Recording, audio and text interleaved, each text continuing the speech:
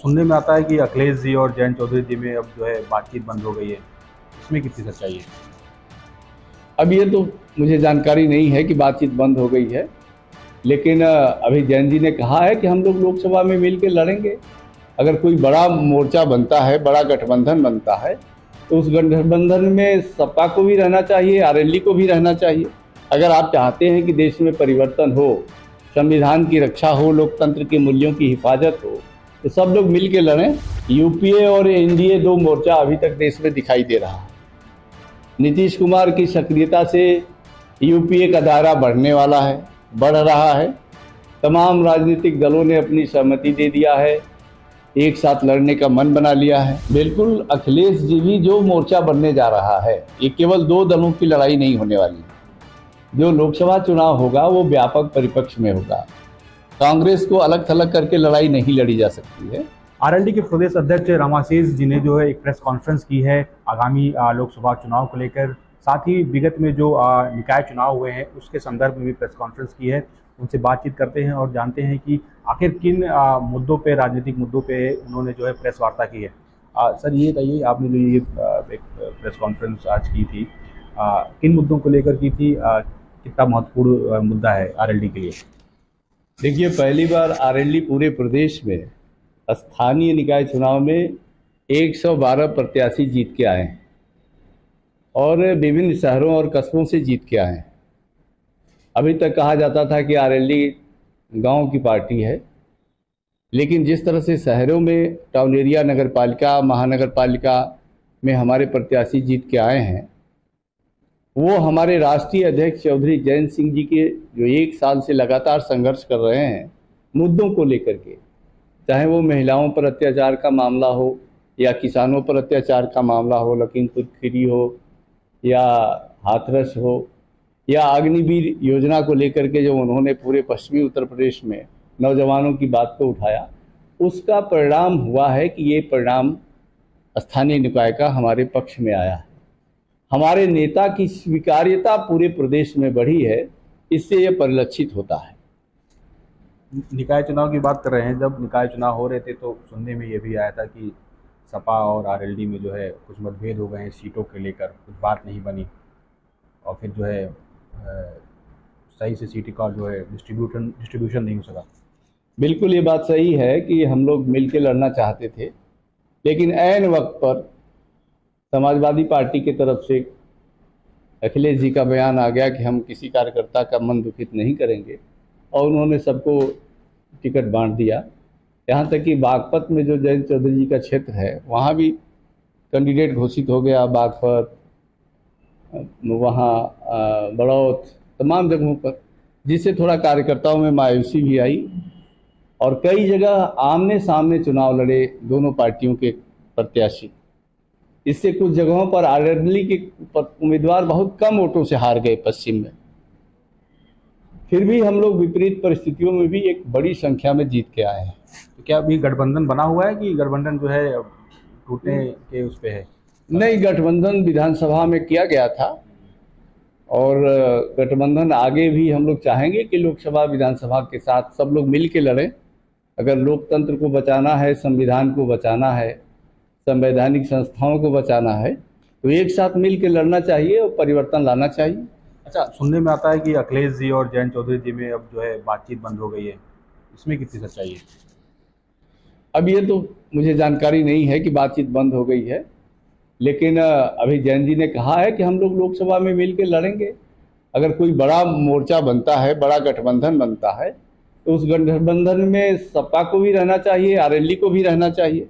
अगर आप चाहते हैं कि देश में परिवर्तन हो, संविधान की रक्षा हो, लोकतंत्र के मूल्यों की हिफाजत हो, तो सब लोग मिल के लड़ें।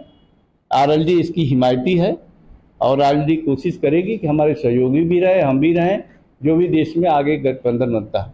अच्छा, आगामी लोकसभा चुनाव में क्या लगता है कि कौन सी पार्टी जो है बहुमत में आएगी? देखिए, बहुमत में तो मिलजुल करके कोई मोर्चा ही आ सकता है। यूपीए और एनडीए दो मोर्चा अभी तक देश में दिखाई दे रहा है। नीतीश कुमार की सक्रियता से यूपीए का दायरा बढ़ रहा है। तमाम राजनीतिक दलों ने अपनी सहमति दे दिया है, एक साथ लड़ने का मन बना लिया है। इसलिए मुझे तो दिख रहा है और पूरे देश की जनता को भी एहसास हो रहा है कि जिन वायदों को लेकर के सरकार बनी थी वो वायदे पूरे नहीं हुए। इसलिए देश की जनता का मोह भंग हो गया है। नौजवानों को चाहे 2 करोड़ रोजगार देने का मामला हो या रुपया और डॉलर में बराबरी का मामला हो, महंगाई पर नियंत्रण का मामला हो, किसानों की आय दोगुनी करने का मामला हो, एमएसपी पर कानून बनाने की बात हो, गन्ने का मूल्य 14 दिन के अंदर पेमेंट की बात हो, किसी भी मुद्दे पर सरकार सफल नहीं है, हर मुद्दे पर फेल है। इसलिए जनता के बीच में कहीं न कहीं परिवर्तन की छटपटाहट है। यानी कि नीतीश जी की अगुवाई में सारे जो सारी पार्टियां हैं वो लोकसभा चुनाव लड़ेंगी बीजेपी को रोकने के लिए। देखिए, अभी ये तो तय नहीं है कि कौन अगुवाई करेगा, लेकिन अभी तो एक मोर्चा बनने वाला है। जैसे एनडीए बना था उसके कन्वीनर जॉर्ज फर्नांडिस हुए थे, तो आगे जो मोर्चा बनने वाला है उसका कन्वीनर कौन होगा? नीतीश कुमार भी हो सकते हैं, खड़गे जी हो सकते हैं, कोई भी हो सकता है। अच्छा, नीतीश कुमार जी जो है आप बता रहे थे कि यूपी से क्या चुनाव लड़ेंगे लोकसभा का चुनाव? देखिए, जो जनता दल यू की तरफ से जो सूचनाएं आ रही हैं उनके नेताओं के द्वारा, वो कहा जा रहा है, ऐसी सुनने में आ रहा है कि वो उत्तर प्रदेश की किसी सीट से चुनाव लड़ सकते हैं, बिहार से भी लड़ सकते हैं। तो 2 जगह से अगर लड़ते हैं तो उसका एक मैसेज ही अच्छा जाएगा। अच्छा, किन सीटों से लड़ सकते हैं? अगर यूपी से लड़ेंगे तो आपको लगता है कि इस सीट से वो जो है नीतीश कुमार जी जो है चुनाव लड़ सकते हैं? देखिए, अभी ये क्लियर नहीं है कि सीट से लड़ सकते हैं, लेकिन लोगों का एक कहना है कि उत्तर प्रदेश में कहीं से लड़ सकते हैं। अब कहाँ से लड़ेंगे ये उन्हें तय करना है। अच्छा, केरल में जो है आरएसएस को जो देवास्वम बोर्ड है उसने जो है मंदिरों में जो बैन कर दिया है और तमाम जो है इस पर जैसे जो हिंदू संगठन है उस पर जो है आरोप लग रहे हैं, बैन उठने की मांग कर रहे हैं। आरएलडी इस पे क्या स्टैंड लेता है? जानकारी हमें नहीं है, इस पर मैं कोई टिप्पणी नहीं कर सकता। तो मतलब इस बार जो लोकसभा का चुनाव होगा जो है उसमें आप लोग जो है अखिलेश जी के साथ गठबंधन करके जो है लड़ेंगे चुनाव? बिल्कुल, अखिलेश जी भी जो मोर्चा बनने जा रहा है, ये केवल 2 दलों की लड़ाई नहीं होने वाली है। जो लोकसभा चुनाव होगा वो व्यापक परिप्रेक्ष में होगा। कांग्रेस को अलग थलग करके लड़ाई नहीं लड़ी जा सकती है। निश्चित है कि कांग्रेस एक बड़ा दल है, अगर केंद्र में परिवर्तन लाना है तो राजनीतिक दलों को अपना अपना अड़ियल रवैया छोड़ करके लोकतंत्र को बचाने के लिए, संवैधानिक मूल्यों की हिफाजत के लिए और मौलिक अधिकारों की रक्षा के लिए एक फ्रंट पर आना जरूरी है। आरएलडी इसकी पक्षधर है। अच्छा, जिस तरीके से Bharatiya Janata party door to door जाती है, कंपेन करती है, आप लोग भी क्या आने वाले समय में ये करने की जो है मुहिम शुरू करने वाले हैं? देखिए, आरएलडी की लगभग 2 दर्जन ऐसी लोकसभा सीटें हैं जहां वो किसी को जिताने और किसी को हराने की हैसियत रखती है। हम लोग कोशिश कर रहे हैं कि 2 दर्जन लोकसभा सीटों पर आने वाला 31 अक्टूबर तक बूथ लेवल तक की हमारी कमेटियां बन जाए और हर विधानसभा का सम्मेलन संपन्न हो जाए, सेक्टरों का सम्मेलन संपन्न हो जाए। इसकी रणनीति हम लोग बना रहे हैं, कार्यक्रम बना रहे हैं। चौधरी चरण सिंह की जो जयंती है उसमें भी कुछ आप लोग? 29 तारीख को चौधरी चरण सिंह की जयंती है। हमारे राष्ट्रीय अध्यक्ष चौधरी जयंत सिंह जी समरसता अभियान चला रहे हैं। हम लोग पूरे प्रदेश में चौधरी चरण सिंह की पुण्यतिथि को समरसता दिवस के रूप में मनाने का फैसला किया है। देखिए, पश्चिम में बहुत बड़ा षड्यंत्र हो रहा है और मुजफ्फरपुर में जिस प्रकार से तनाव क्रिएट किया गया, ऐसी परिस्थिति दोबारा न होने पाए, इसके लिए लोगों को जागरूक बनाए रखने की आवश्यकता है। आगामी चुनाव में कोशिश होगी कि ध्रुवीकरण हो जाए, तनाव हो जाए, नफरत फैल जाए, ये स्थिति न पैदा हो। इसके लिए आरएलडी पूरी कोशिश कर रही है कि सामाजिक समता और भाईचारा बना रहे। इसके लिए राष्ट्रीय लोकदल हर जिले में प्रयास करेगा।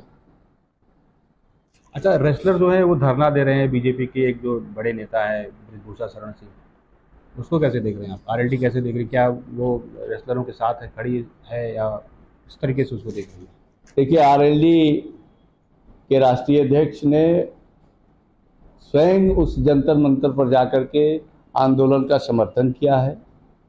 आरएलडी का मानना है कि कानून का पालन होना चाहिए, जो कानून कहता है उसके अनुसार कार्रवाई होनी चाहिए।